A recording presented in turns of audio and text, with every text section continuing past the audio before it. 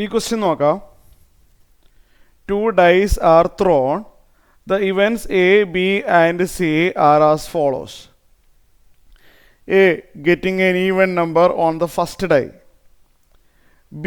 Getting an odd number on the first die. C. Getting the sum of the numbers on the die less than or equal to 5.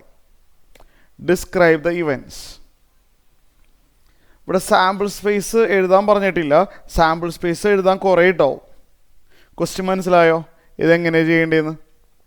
കുറച്ച് lengthy പ്രോബ്ലമാണ്. 2 ഡൈസാണ് ഇടുന്നത്.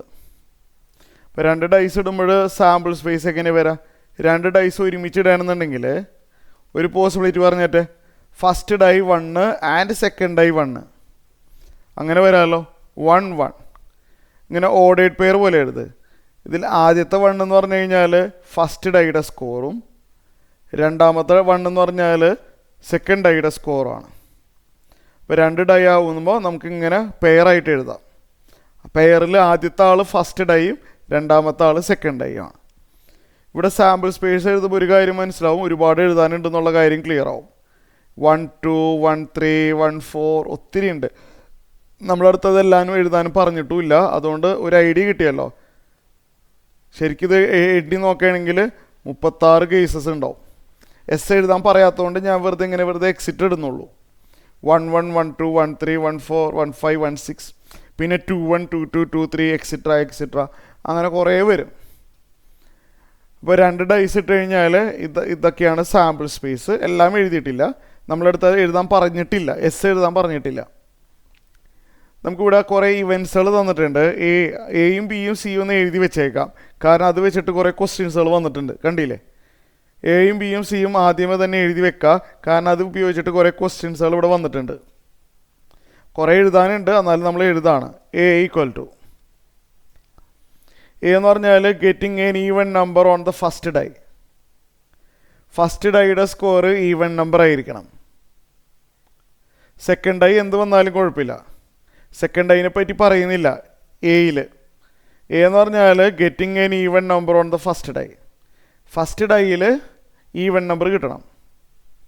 First ഡൈയിൽ even number കിട്ടാമെന്ന് പറഞ്ഞു കഴിഞ്ഞാൽ എങ്ങനെ വരാം? 2 ഒരു ഈവൻ നമ്പർ അല്ലേ. സെക്കൻഡ് ഡൈ എന്ത് വന്നാലും കുഴപ്പമില്ല. ഫസ്റ്റ് ഡൈ ഈവൻ നമ്പർ ആവണമെന്നാണ് പറഞ്ഞിരിക്കുന്നത്. അപ്പോൾ 2 1 2 2 2 3 എല്ലാം എഴുതി വെക്കുക. 2 4 കുറേ എഴുതാനുണ്ട്. 2 5 2 6. ഫസ്റ്റ് ഡൈ 2 ഈവൺ ആണ്. ഇനി വേണമെങ്കിൽ 4 ആവാം. 4 1 4 2. എക്സാമിന് ചോദിക്കും ഇത് ഫുള്ളും എഴുതേണ്ടി വരും. 4 3 4 4 4 5 ആൻഡ് 4 6. ഇനി ഇതേപോലെ 6 വരാമല്ലോ. ഫസ്റ്റ് ഡൈ ഈവൺ ആവണം അല്ലേ. 6 1 6 2 6 3 6 4 6 5 ആൻഡ് 6 6. ബ്രാക്കറ്റ് ക്ലോസ് ചെയ്യാം. നമുക്ക് എ കിട്ടി. ഇനി നമുക്ക് ഇതേപോലെ ബി എഴുതണം. ബി പറഞ്ഞിരിക്കുന്നത് getting an odd number on the first die ആണ്. ബി എന്ന് പറഞ്ഞു കഴിഞ്ഞാൽ എന്താണ്? Getting odd number on the first die. First die ഓടായിരിക്കണം. ഫസ്റ്റ് ഡൈ ഓഡ് എന്ന് പറഞ്ഞാൽ ഫസ്റ്റ് ഡൈ 1 ആവാം അല്ലേ.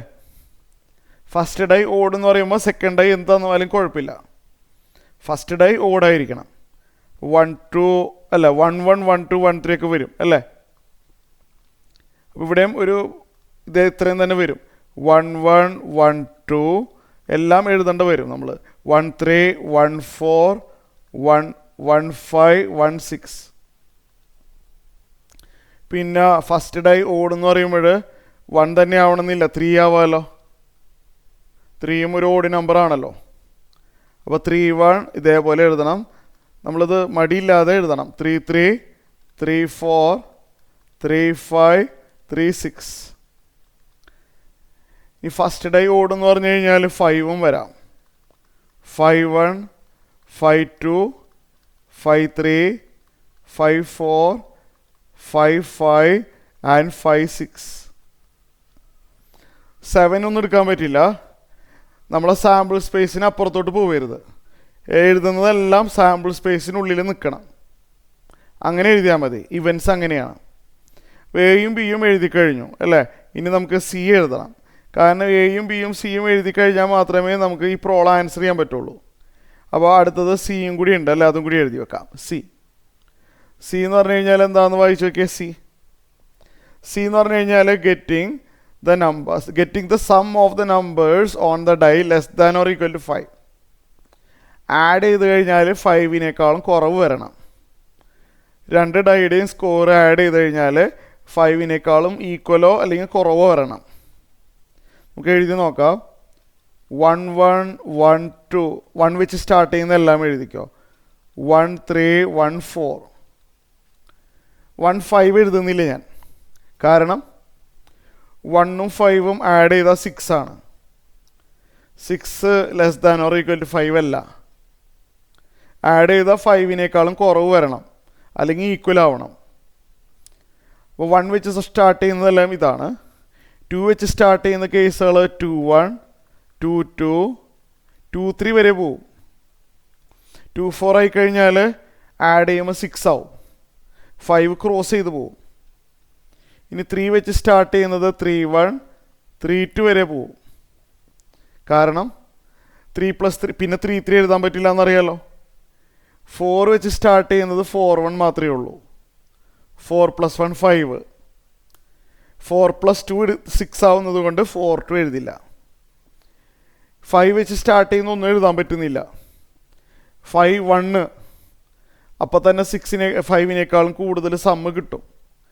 അപ്പോൾ 5 1 ഒന്നും നമുക്ക് എഴുതാൻ പറ്റില്ല. ഇത്രയേ ഉള്ളൂ.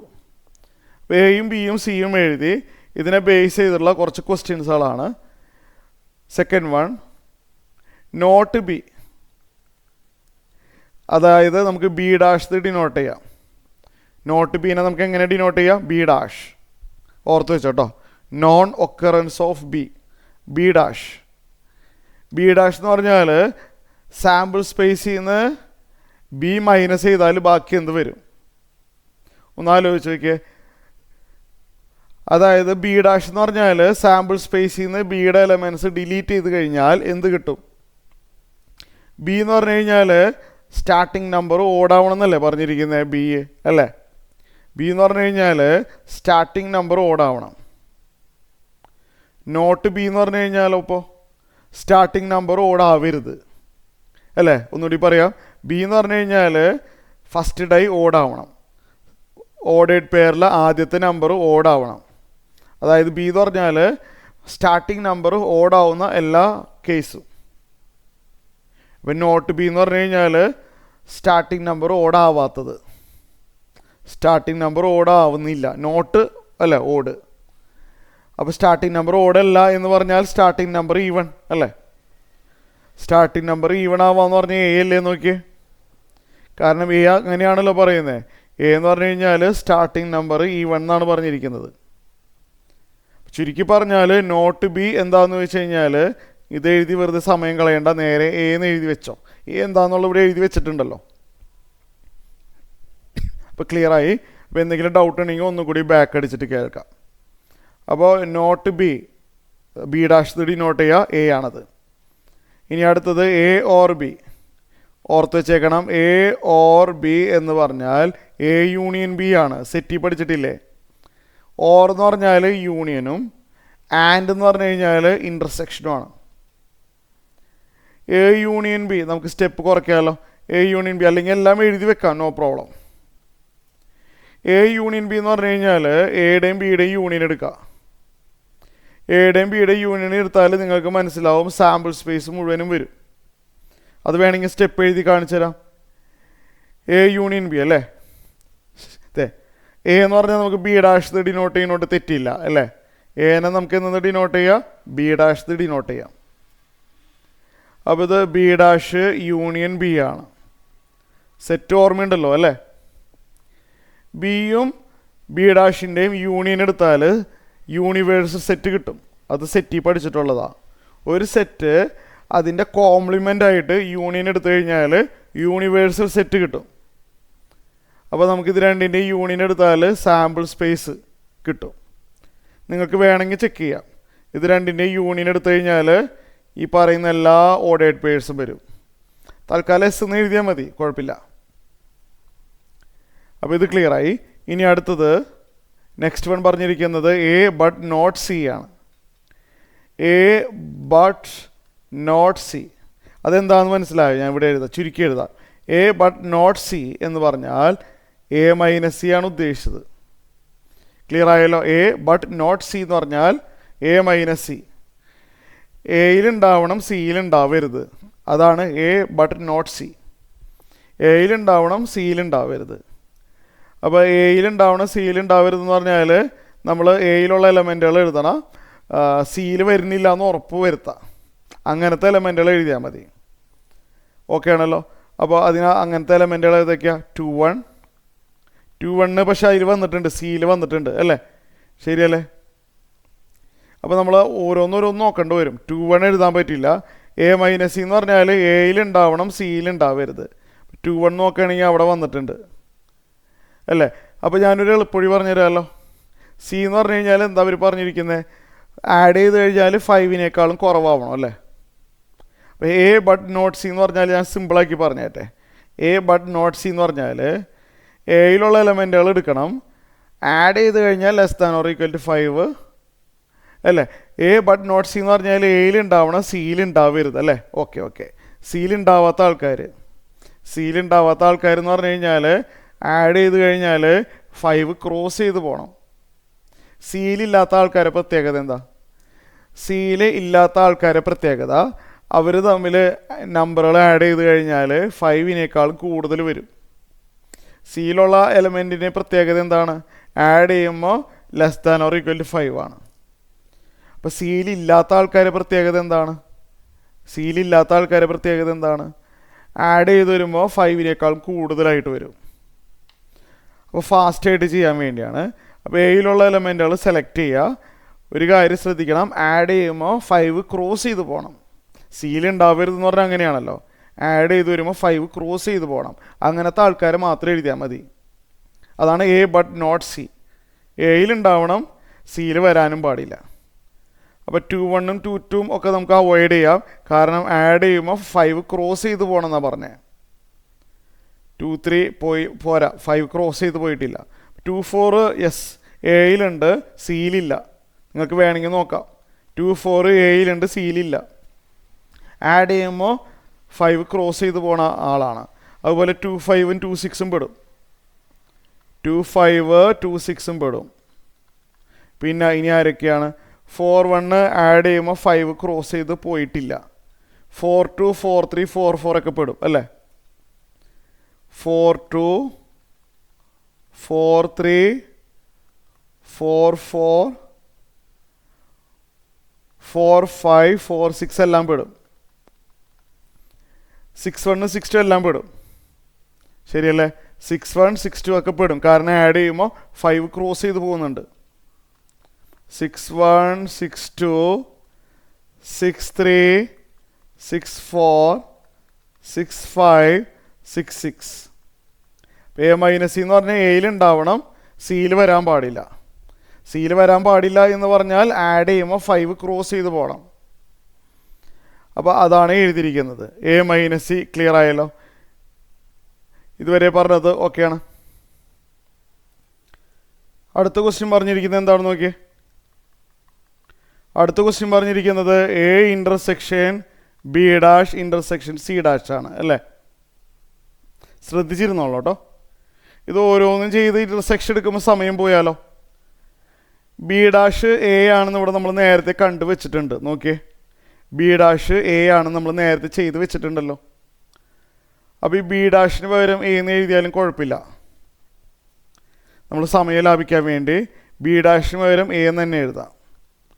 ഇവിടെ വെറുതെ ബ്രാക്കറ്റ് ഇട്ടെന്ന് വെച്ച് തെറ്റൊന്നുമില്ലല്ലോ.